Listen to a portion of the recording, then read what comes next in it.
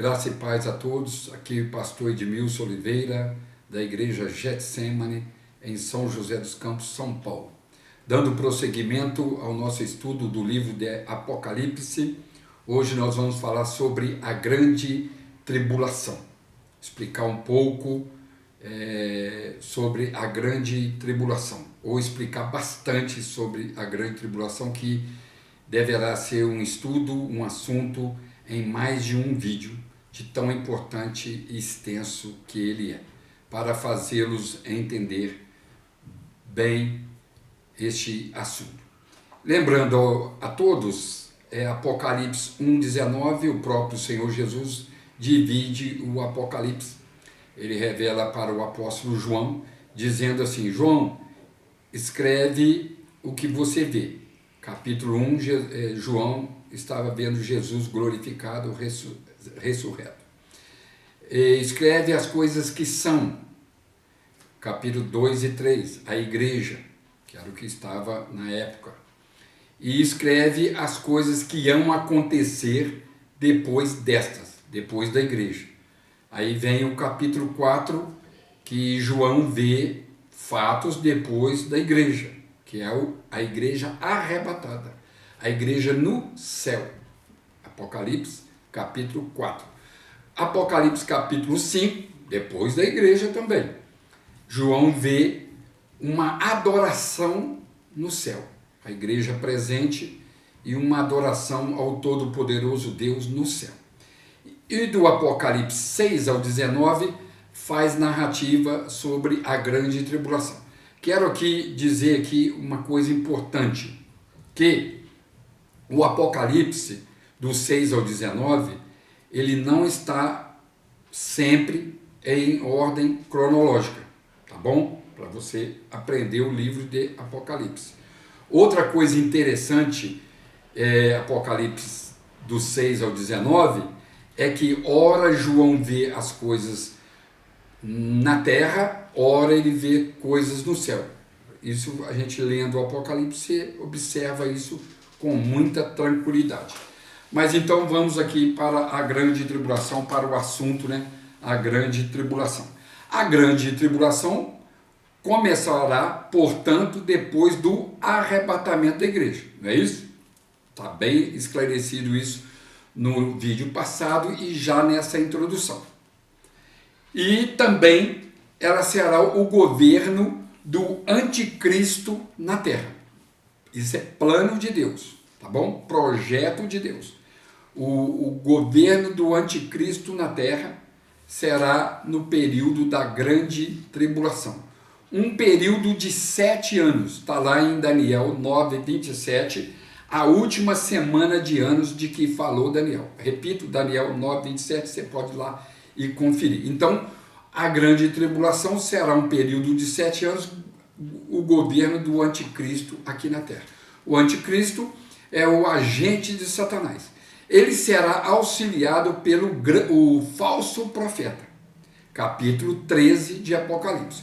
O anticristo é a besta que subiu do mar, de grandes povos. Mar na Bíblia, ou muitas águas, no Apocalipse, aliás, é povos. Então o anticristo virá de muitos povos. O anticristo, Daniel 9:26, ele virá da Europa, mais precisamente de Roma.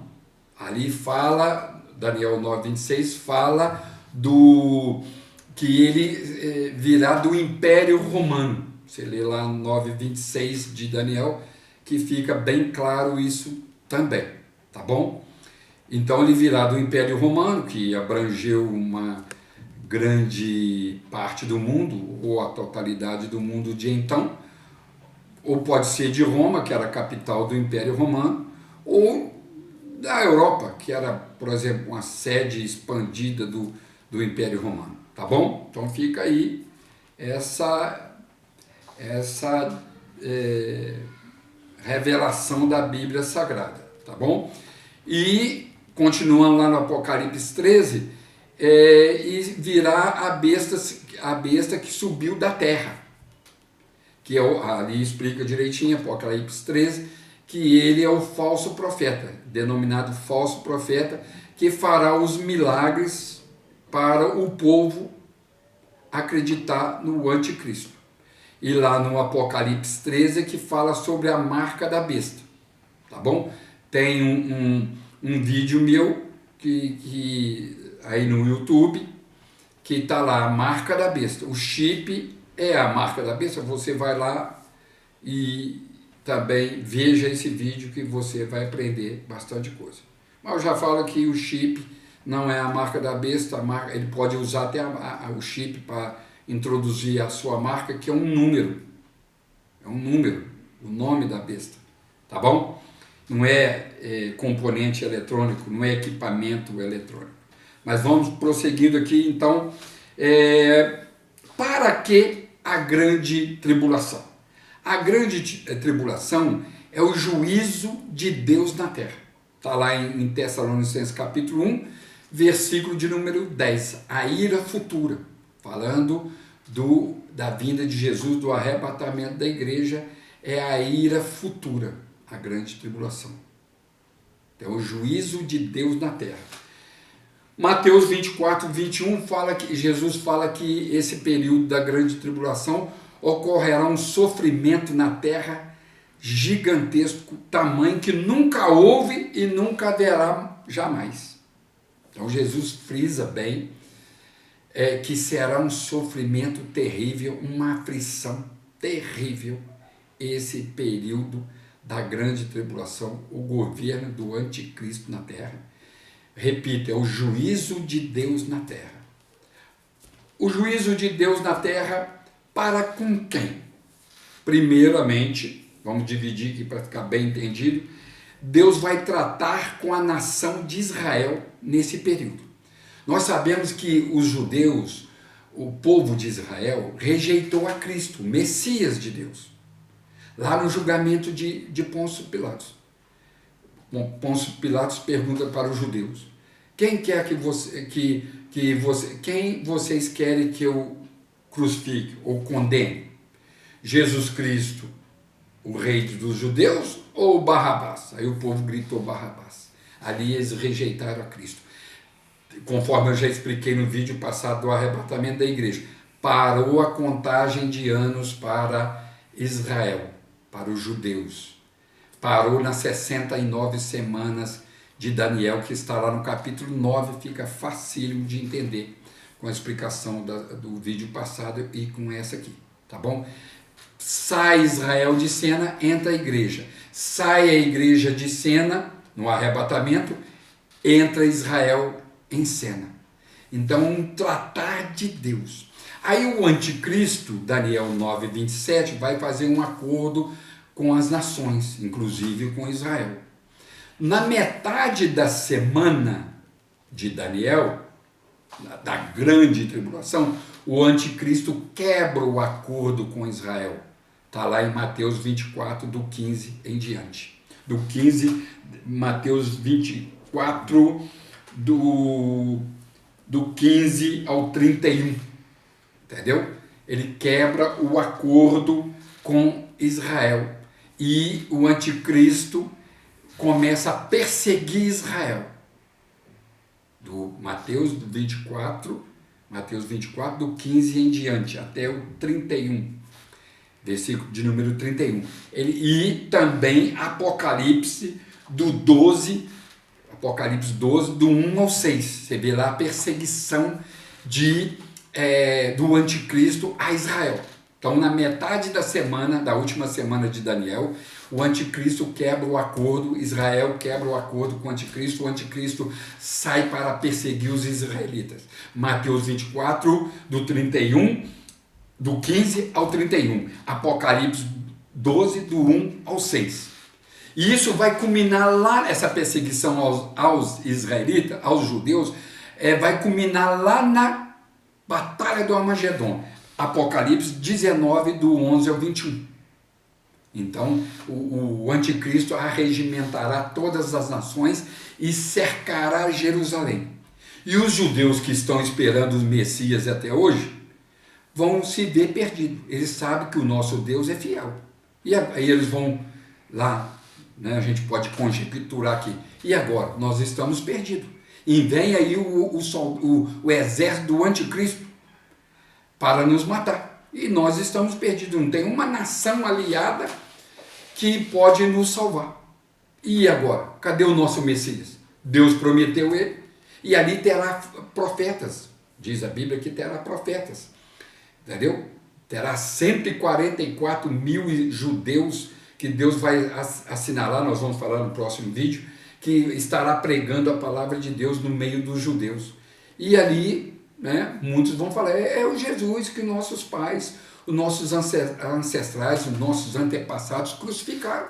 É ele. E diz a Bíblia que eles vão clamar a Jesus. E Jesus descerá com grande poder e glória, com alarido de trombetas, com os anjos e os santos, que é a igreja. E pisará no Monte das Oliveiras e estabelecerá o seu reino e derrotará o anticristo e o falso profeta, o exército será aniquilado.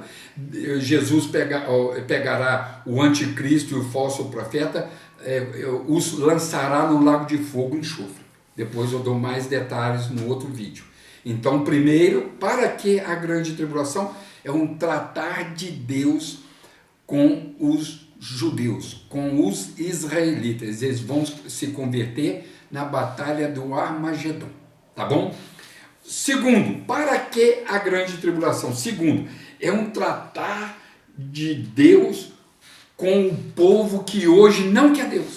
Hoje o povo, entendeu? O povo em geral, os não crentes, eles querem o quê? Drogas, bebida alcoólica, bebedeira. Os bares estão cheios, casas noturnas cheias, mas Deus eles não querem. E drogas, prostituição. Drogas, bebedeira, prostituição. Você vai falar de Deus com eles, eles não querem. Não é verdade? Muitos, né? Quando a gente fala eles, é generalizando. Muitos não querem. Muitos querem bebida, continuar na bebedeira, nas drogas e na prostituição. Mas não querem Deus. Deus vai tratar com eles nesse período da grande tribulação. Diz a Bíblia, também eu vou falar no próximo vídeo, que será duas grandes multidões salvas durante essa grande tribulação. Haverá uma grande salvação durante a grande tribulação, uma grande colheita que Deus fala aqui na grande tribulação. Os salvos durante a grande tribulação será como a areia do mar. Eu vou falar isso mais detalhado no vídeo da semana que vem, no próximo vídeo, aliás. Então é um tratar de Deus. Hoje eles não querem Deus, mas quando o anticristo começar a persegui-los, eles vão lembrar os crentes pregaram. Por isso que é importante nós pregarmos a palavra de Deus, viu, crente?